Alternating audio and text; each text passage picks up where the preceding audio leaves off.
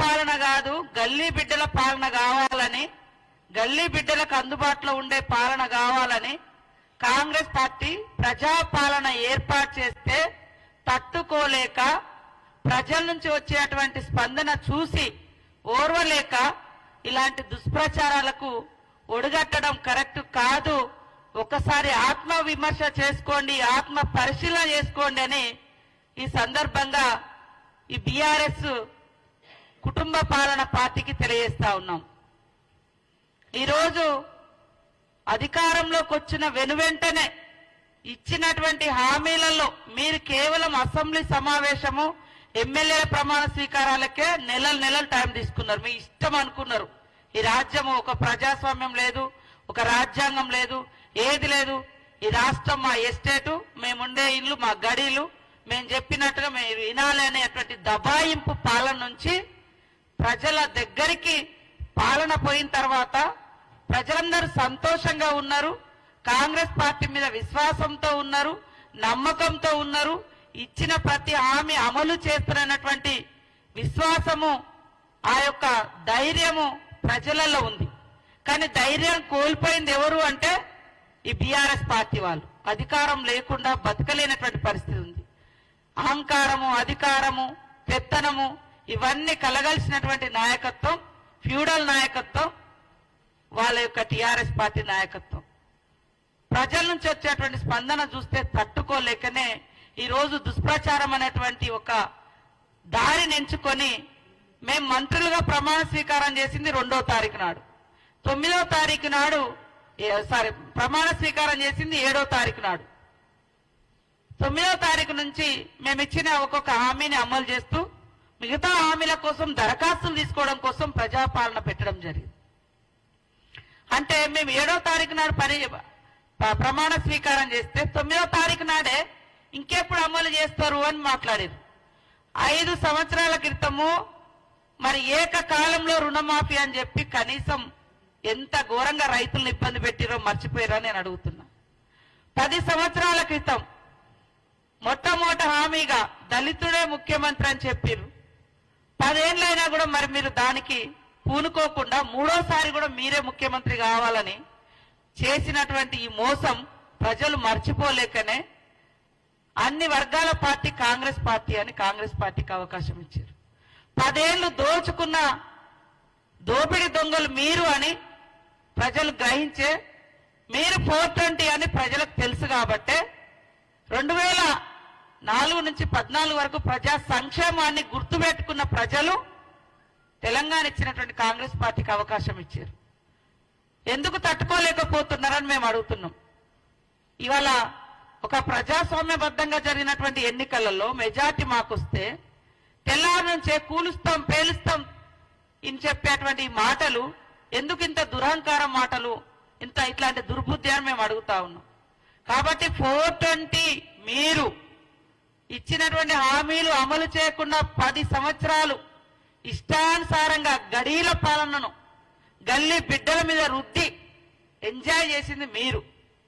మేము అధికారానికి వచ్చిన మరుక్షణం నుంచే ప్రజల కోసం ఎలాంటి అభివృద్ధి కార్యక్రమాలతో పాటు ఇచ్చిన ప్రతి హామీని అమలు చేయాలని ఆలోచిస్తున్నది మా కాంగ్రెస్ ప్రభుత్వం. అదే కాకుండా ఆటోల విషయంలో ఇవాళ మహిళలకు ఒక ఆర్థిక స్వేచ్ఛను, ఆర్థిక స్వతంత్రతను, ఆర్థిక స్వావలంబనను కలిగించాలి. వాళ్ళ అవసరాలన్నీ తగ్గించుకుంటున్నారు, మహిళలు బయటికి రాలేకపోతున్నారు, వాళ్లకు ఒక ఆర్థిక భారం పడకుండా ఉండాలని ఫ్రీ బస్ చేస్తే అత్యంత దుర్మార్గంగా ఆటో డ్రైవర్లను, ఆటో వాళ్లను రెచ్చగొడుతూ రోడ్ల మీదకి తీసుకొచ్చి ఇది ఉద్యమము అంటారు, లేదా వాళ్ళ కడుపు కొడుతున్నారు అంటారు. మా మేనిఫెస్టో చైర్మన్ శ్రీధర్ బాబు గారు ఆటో బస్సుల యొక్క ఫ్రీ బస్ పెట్టేటప్పుడు కూడా కొంతమంది ఆటో యూనియన్లతో డిస్కస్ చేసి వాళ్ళకి ఎలాంటి రాయితీలు కావాలో కూడా మాట్లాడడం జరిగింది. భవిష్యత్తులో కూడా వాళ్ళని ఆదుకోవడానికి కూడా సిద్ధంగా ఉంది. కానీ ఇంకా ఎలాంటి సమస్యలు లేనట్టుగా ఒక ఆడకూతులు వచ్చి స్వేచ్ఛగా బస్సులలోకి వస్తే ఈ ఫ్యూడల్ భావజాలం కలిగినటువంటి మహిళలంటే చిన్న చూపు చూసేటువంటి ఈ టీఆర్ఎస్ పార్టీ మహిళలు అంటే తీవ్రమైనటువంటి వివక్షతకు గురి చేసేటువంటి ఈ టిఆర్ఎస్ పార్టీ మహిళలు బయటికి వస్తే తట్టుకోలేక ఉచిత బస్సు ప్రయాణం మీద అక్కసు వెళ్ళగక్కుతున్నారు. మరి ఈ 7-8 సంవత్సరాల కాలంలో రైతు బంధు పేరుతోటి ఫామ్ హౌజ్లకు లక్షల రూపాయలు దోచుకుంటే ఏ పేదోళ్ళని వచ్చి రోడెక్కిరా, మాకేమీ వేయలేదని పాపం అడిగిరా? అలాంటి మరి జరగలేదు. కానీ ఒక మహిళ బయటకు వస్తే మాత్రము ఈ రకంగా ఆటో డ్రైవర్లను తీసుకొచ్చి ఉద్యమం అని చెప్తున్నారు. ఉద్యమం కాదు, వాళ్ళని అడ్డం పెట్టి మీ అధికార దాహాన్ని తీర్చుకోవడం కోసం మీరు వేసేటువంటి ఎత్తుగడ. కాబట్టి ఇవాళ టిఆర్ఎస్ పార్టీ 420 పార్టీ 10 సంవత్సరాలు ఇది అది అని తేడా లేకుండా అందిన కాడికంతా దోచుకొని ఆ దోచుకున్నదంతా బయటకు వస్తుంటే ఇవాళ దాన్ని తట్టుకోలేక ఇలాంటి దుష్ప్రచారాలకు ఒడిగడుతున్నారు. కాంగ్రెస్ పార్టీ ఇచ్చిన మాట కట్టుబడి ఉండే పార్టీ అని స్పష్టంగా చెప్తా ఉన్నాం.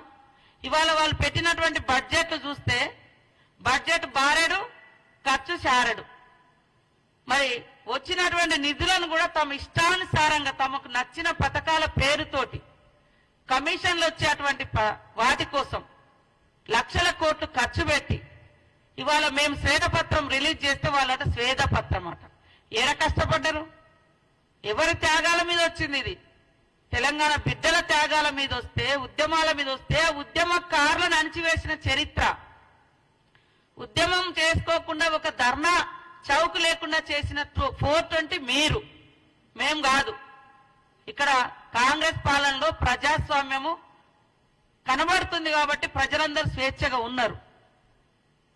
అనేక రకాల దుష్ప్రచారాలు చేసి తమ యొక్క వ్యక్తిగత స్వార్థం కోసం కాంగ్రెస్ పార్టీ మీద దుష్ప్రచారం చేస్తా ఉన్నారు. ఇది మంచిది కాదు. ఇలాంటి దుర్మార్గపు విధానాలను ప్రజలు సహించరు అనే విషయాన్ని గుర్తుపెట్టుకోండి. ప్రజలారా ఆలోచించండి. ఇవాళ బంగారు తెలంగాణ అంటే నిజంగానే అందరికి భ్రమ కల్పించారు తప్ప ఆడికి పోతే 6 లక్షల కోట్ల పైగా అప్పుల తెలంగాణ మిగిల్చిరు.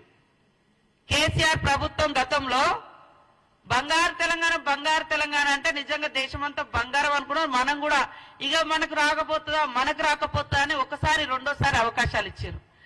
కానీ ఒక్కొక్కరి మీద లక్షల కోట్ల రూపాయలు ఈ రాష్ట్రం మీద పెడితే ఇది అని చెప్తేనట అది రాష్ట్రానికట అవమానం అంట. ఆదాయం మీకు వచ్చింది, లగ్జరీ జీవితాలు మీకు వచ్చినాయి, దోసుకున్నది మీరు. ఆ నెపమంతా కూడా తెలంగాణ ప్రజలు మోయాలన్నట. అది ఉన్నది ఉన్నట్టుగా మాట్లాడితే తెలంగాణను అవమానించినట్ట. నువ్వు చేసిన తప్పుకు తెలంగాణ ఎందుకు అవమానపడుతుంది? నువ్వు చేసిన అప్పులకు తెలంగాణ ఎందుకు తలదించుకుంటది? అంటే వీళ్ళే ఇక తెలంగాణ ప్రజలు మరి ఇప్పుడు 6 లక్షల కోట్లు పడ్డాయి, ప్రజల మీద భారం పడుతుంది. మరి ఇవన్నీ నువ్వు కట్టుతావా?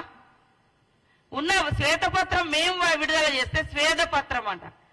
ఎంత దుర్మార్గంగా వీళ్ళు తెలంగాణ ప్రజల యొక్క ఆత్మగౌరవాన్ని, అవసరాలను వారి యొక్క రాజకీయ ప్రయోజనాలకు వాడుకొని వాళ్ళ తప్పులను కప్పిపుచ్చుకునే ప్రయత్నం ఎలా చేస్తున్నారో తెలంగాణ ప్రజలు కూడా గ్రహించాలని మేము కోరుతా ఉన్నాం. 10 సంవత్సరాల్లో అనేక వాగ్దానాలు ఇచ్చి ఏది కూడా ఇదే ప్రభుత్వము ప్రతి ఒక్కరికి ఇల్లు అని చెప్పారు, ఇంటికో ఉద్యోగం అన్నారు, దళితుల 3 ఎకరాలు అన్నారు, కేజీ నుంచి పీజీ అన్నారు, ఏకకాలంలో రుణమాఫీ అన్నారు. ఇట్లా చేస్తే వాళ్ళ 420 చాలా ఉన్నాయి. మేము ఆ 10 సంవత్సరాలలో ప్రజలు ఎదురు చూసినట్టుగానే మేము కూడా ఇక చేస్తారని చూసాం. ప్రజలు మీ ద్వారా కావట్లేదని మాకు అవకాశం ఇచ్చారు. మా ద్వారా ఏమైతుందో ప్రజలు ఎదురు చూస్తున్నారు. కానీ మీకు ఆ కుతూహలం ఆగడం లేదు. కాంగ్రెస్ నిజంగా చేస్తుంది కాబట్టి ముందే బ్యాడ్ ఇంప్రెషన్ క్రియేట్ చేయాలని ఇలాంటి దుష్ప్రచారాలకు ఒడిగడుతున్నారు. ప్రజలారా ఆలోచించండి. ముఖ్యంగా మహిళలకు రేపు 2500 స్కీమ్ వస్తుంది, 500 గ్యాస్ వస్తుంది. ఇవన్నీ వస్తే ఇంకా మాకు ఇక ఎంపీ ఎలక్షన్లో కావచ్చు భవిష్యత్తులో ఉనికే ఉండదని ముందే ఒక తప్పుడు సమాచారాన్ని, తప్పుడు ప్రచారాన్ని ప్రజల్లోకి తీసుకెళ్తున్నారు. ఇలాంటి తప్పుడు ప్రచారం ప్రజలు నమ్మడానికి సిద్ధంగా లేరు. కాబట్టి ఖచ్చితంగా కాంగ్రెస్ పార్టీ ఇచ్చిన ప్రతి మాట నిలబెట్టుకునేటువంటి ప్రయత్నంలో ఒక్కొక్క అడుగు ముందుకేస్తున్నాం. నువ్వు 10 ఏళ్ళైనా అమలు చేయలే, మేము 10 రోజులలో ఒక్కొక్కటి చేస్తున్నాం. మీరు ఆన్లైన్ సెంటర్ల పేరుతోటి మరి మీ సేవల కాడ జిరాక్సుల కాడ రోజుల తరబడి నిలబడితే ఇల్లులు గతిలేవు. 6 లక్షలతో ఇల్లు అని చెప్పి 3 లక్షలకు తగ్గించిన ఘనత మీది. 10 ఏళ్ల కింద 6 లక్షలు అన్నావు. 10 ఏళ్ల తర్వాత సిమెంట్ స్టీల్ అన్ని రేట్లు పెరిగినాయి, కట్టుబడి రేట్లు పెరిగినాయి. 3 లక్షలకు తగ్గించింది మీరు. ఇట్లాంటి చెప్పుకుంటూ పోతే అనేక మీది ఉంది. కాబట్టి ఎవరు కూడా నమ్మడానికి సిద్ధంగా లేరు. ఖచ్చితంగా 420 ఏదైనా ఉంది అంటే ఈ దేశంలో KCR party, BRS party, BRS నాయకులు, కాంగ్రెస్ కాదు. కాబట్టి ప్రజలందరూ గమనించాలని కోరుతూ ఈ దుష్ప్రచారాన్ని ఎక్కడికక్కడ ఎండగట్టాలి. టీఆర్ఎస్ పార్టీకి మేము ఒకటే సూటి ప్రశ్న వేస్తున్నాం. ఇప్పుడు ఇందాక శ్రీధర్ బాబు గారు అడిగినట్టుగా మహిళలకు ఫ్రీ బస్సు వద్దా, మహిళలకు 2500 వద్దా, ఇంట్లో 500 గ్యాస్ సిలిండర్ ఇవ్వద్దా? మరి మా హామీలు అమలు కాని హామీలు అని అన్నారు. మేము 15,000 రైతు బంధు అంటే మీరు 16,000 అన్నారు. మేము 2,500 మహిళల కంటే మీరు 3,000 అన్నారు. మేము 4,000 పింఛన్ అంటే మీరు 5,000 అన్నారు.